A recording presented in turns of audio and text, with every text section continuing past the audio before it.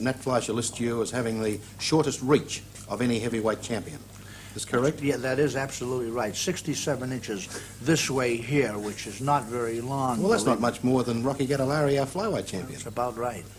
Now, did you have to devise the swashbuckling style of punch fighting that you did because of the short reach? Yes, that was the big reason. I had to sort of get low and try to come up, as we say, from underneath to get in close on an opponent, because the closer I could get to an opponent, the more damage I could do with the short arms.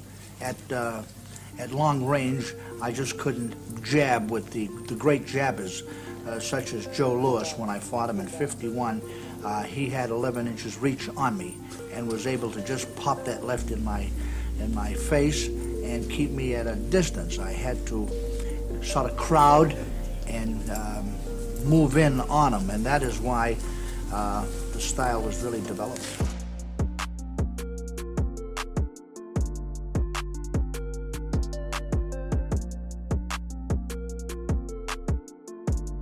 Not a great fighter scientifically, just a mauler, a brawler, fight. One fighter's nose is hanging off, he kept coming. Can't put him down, can't teach no kid to fight like Marciano. He just had his own style, was courageous. He wasn't as great as me, wasn't as beautiful, everybody know that, but I don't know if I would have beaten him in his style. Rocky, Archie Moore's been quoted as saying he enjoyed the fight last night. Well, what do you have to say to that? I understand that Archie made a statement that he'd rather be in a good losing fight than a bad winning fight. I don't know too much about enjoying it. I was very glad that I won the fight, though. Rocky Marciano had something that you can't teach people. Which is just brutal brute power, strength. brutal power. He just had the ability to land these bone-crushing shots, and he also was insanely tough. You're dealing with just a different time.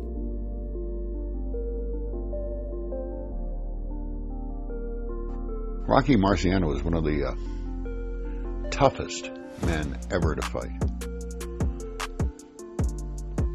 I don't know if anyone realizes he was 189 pounds. And in fact, his fight against the light heavyweight champion, Archie Moore, his last fight, he was outweighed by the light heavyweight, Archie. But he was rock solid. A good name, Rocky, or Rocco as it was. In the golden age of heavyweight boxing, one champion reigned supreme with a record untouched and a style unrivaled. Rocky Marciano, not just a name, but a symbol of relentless power, stamina, and an indomitable spirit that defined an era. Known for his formidable punching power and granite chin, Marciano carved a legacy as one of the greatest heavyweights of all time. The only fighter to stop every opponent in world heavyweight title bouts, his staggering 87.8% career knockout ratio etches him in history.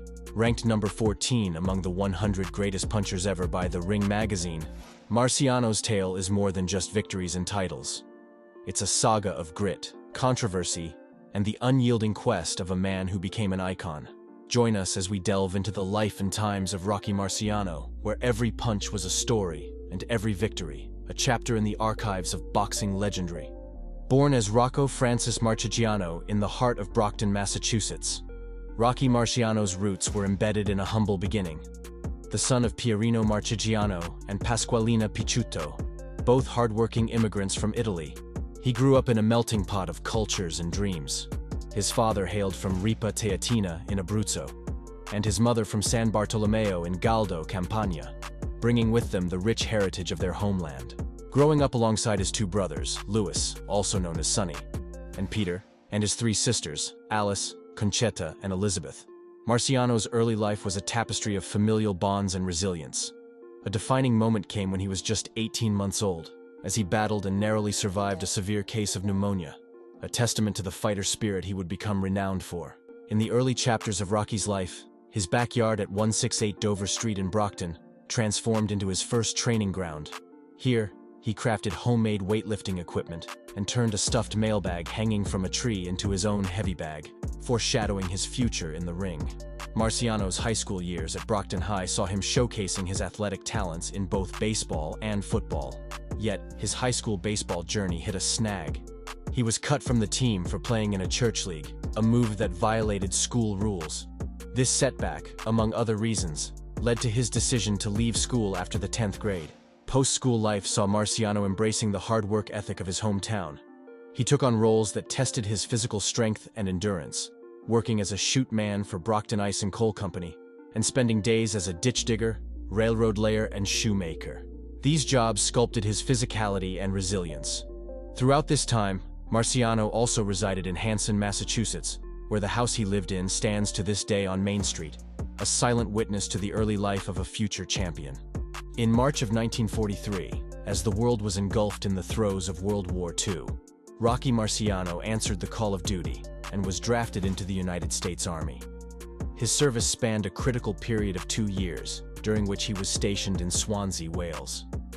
In this role, Marciano played a vital part in the war effort, helping to transport supplies across the tumultuous waters of the English Channel to Normandy. As the war drew to a close, Marciano continued his service until March 1946, concluding his military tenure at Fort Lewis, Washington. This period of service was more than just a duty. It was a defining experience that shaped the determination and strength he would later channel into his boxing career. His foray into boxing began in the amateur ranks, where he notched an 8-4 record. His amateur career reached a highlight while he was still in the Army, winning the 1946 Amateur Armed Forces Boxing Tournament, a testament to his burgeoning talent. On March 17, 1947, Marciano briefly stepped into the world of professional boxing at the Valley Arena Gardens in Holyoke, Massachusetts. Under the moniker Rocky Marciano of Westover Field, he debuted with a bang, knocking out Lee Epperson in just 3 rounds.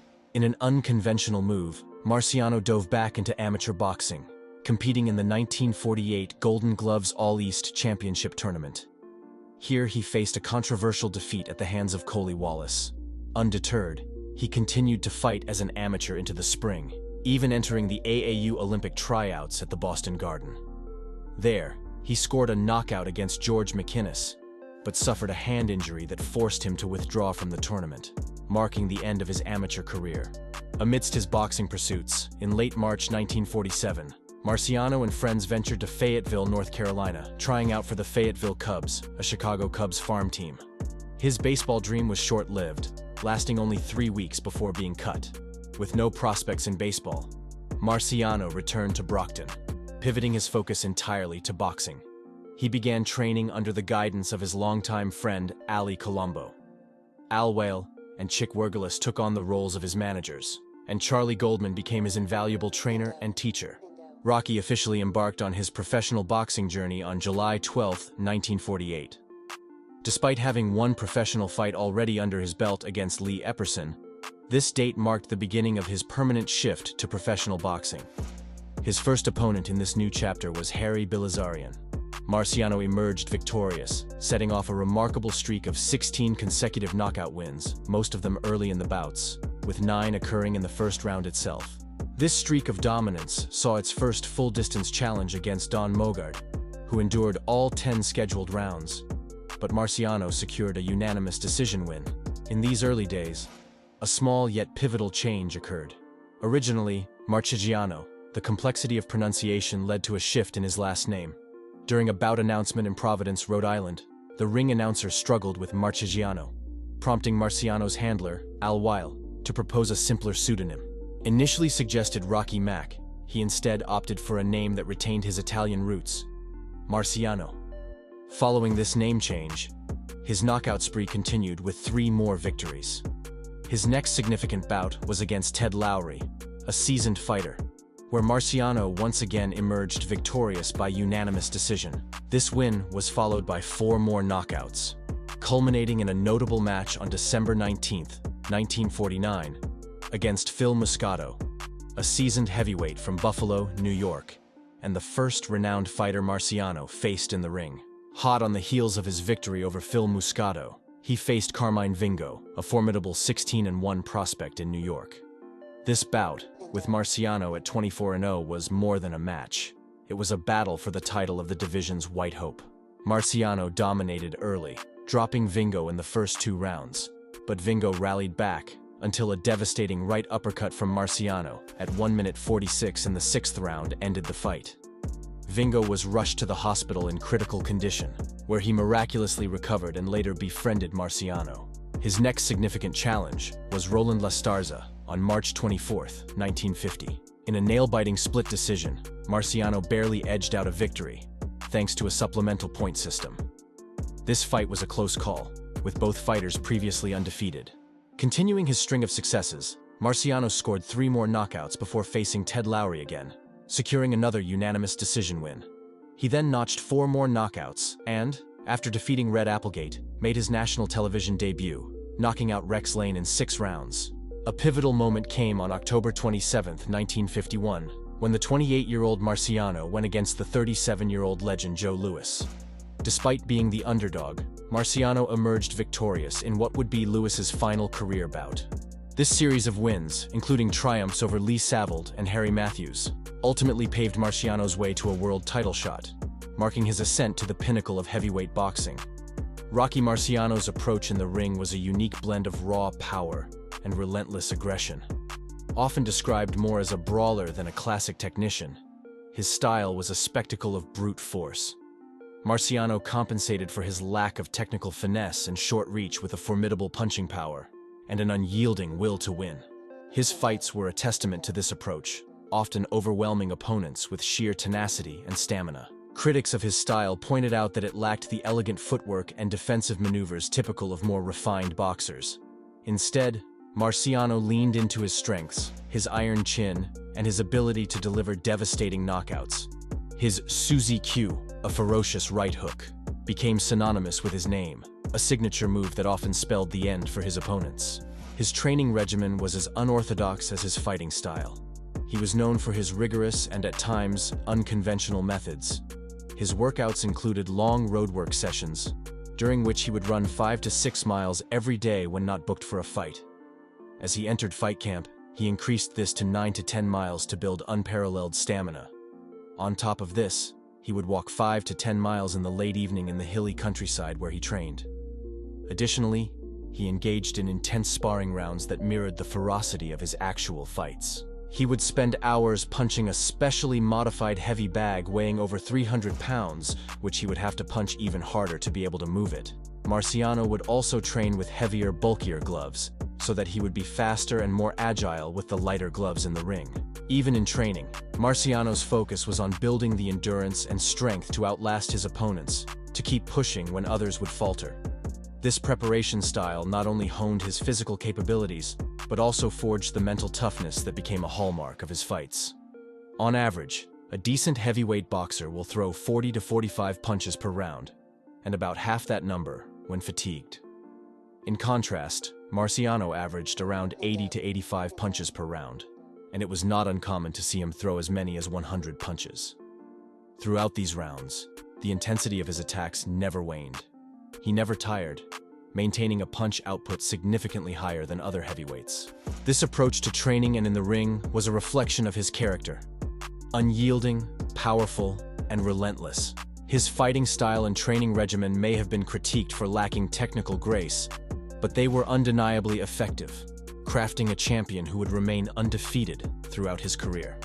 At the age of 29, Rocky Marciano stepped into the ring against the reigning world heavyweight champion, 38-year-old Jersey Joe Walcott, in Philadelphia on September 23, 1952.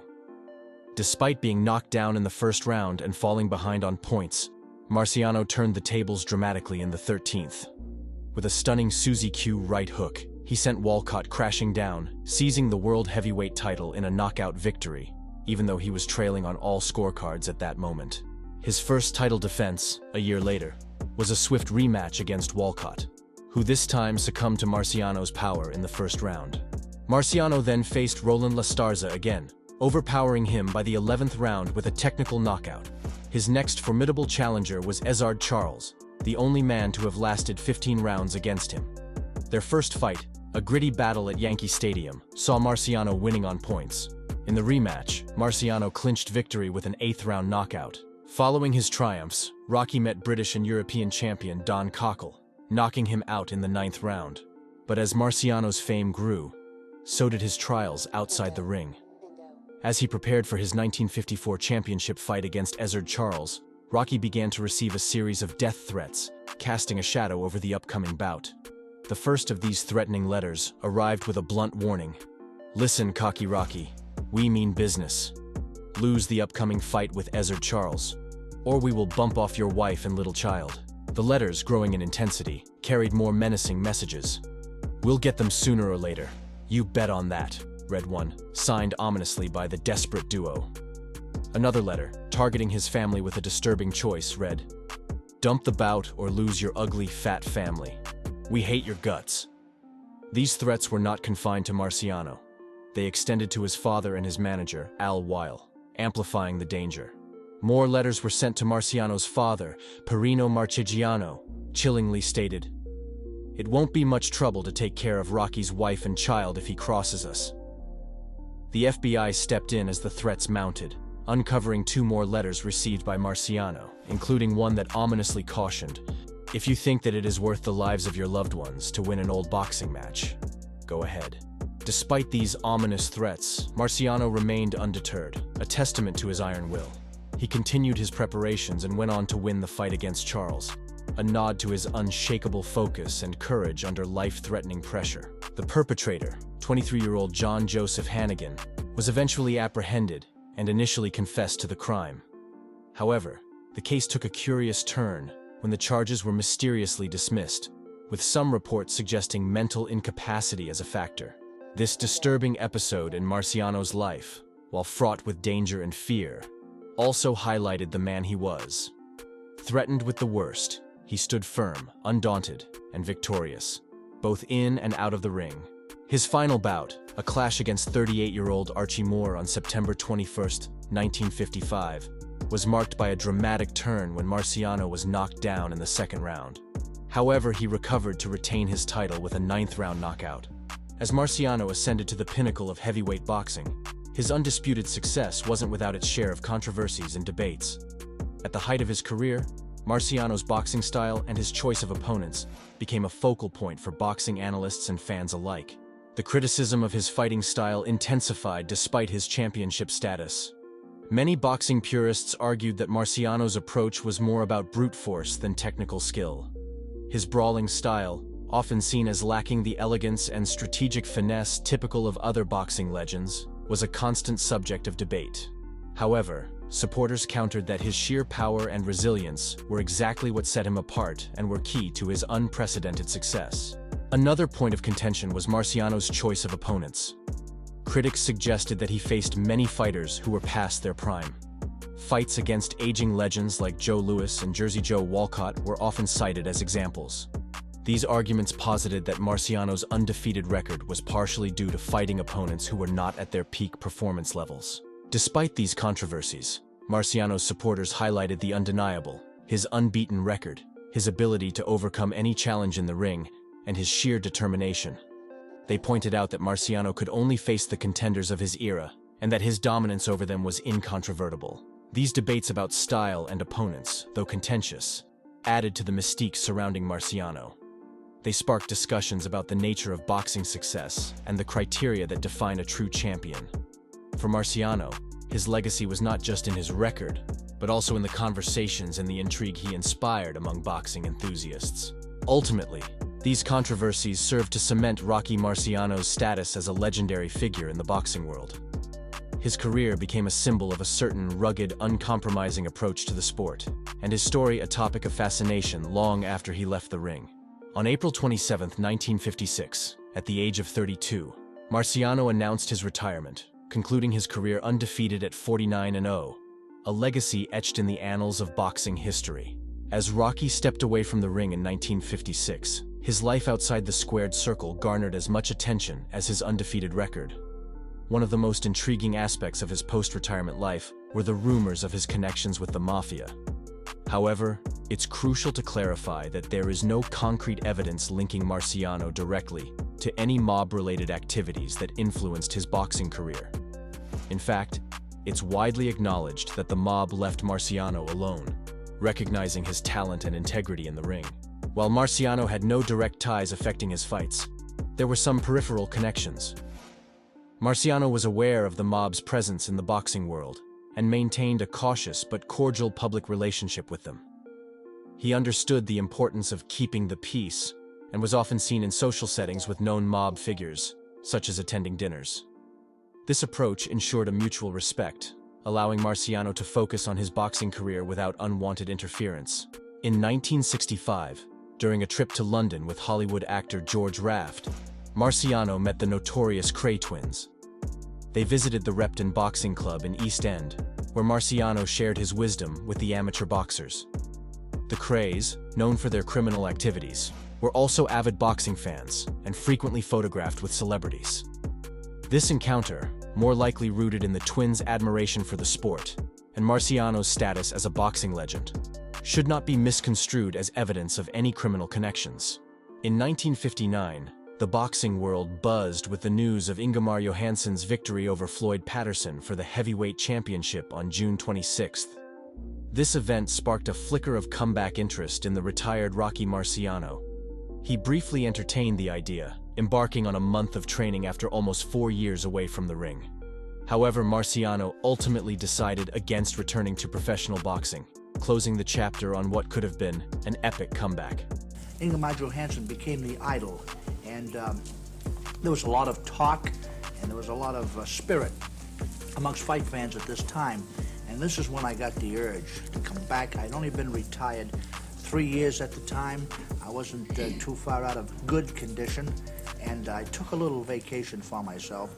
I went away to a training camp close to my home by myself and tried to get myself in condition again as I once did. But I just couldn't. I didn't have the same feeling. I didn't have the same hunger. And for other reasons, I just couldn't concentrate on boxing as I once did. And so I thought it best not to have any publicity on it, but just to go home and call it another day. Beyond the ring, Marciano ventured into television, carving out a new niche for himself in the media world. In 1961, he hosted a weekly boxing show on TV, bringing his expertise and charisma to a wider audience. Marciano even made a foray into acting, appearing in an episode of Combat titled Masquerade. Returning to his roots in sports, he also took up a role as a troubleshooting referee in wrestling, a nod to his high school wrestling days. He remained connected to the boxing world as a respected referee and commentator for boxing matches, lending his insights and experience to the sport he once dominated. His entrepreneurial spirit led him to the business world as well. He became a partner and vice president of Papa Luigi Spaghetti Dens, a San Francisco-based franchise company. This venture was a collaborative effort with Joe Kearns and James Braley, expanding Marciano's influence beyond the realms of sports and entertainment. On August 31st, 1969, just a day shy of his 46th birthday, Rocky Marciano's life met a sudden and tragic end. He was traveling in a small Cessna 172 plane from Chicago Midway to Des Moines, Iowa. The night was beset with poor weather, a challenge compounded by the pilot Glenn Bells's limited experience.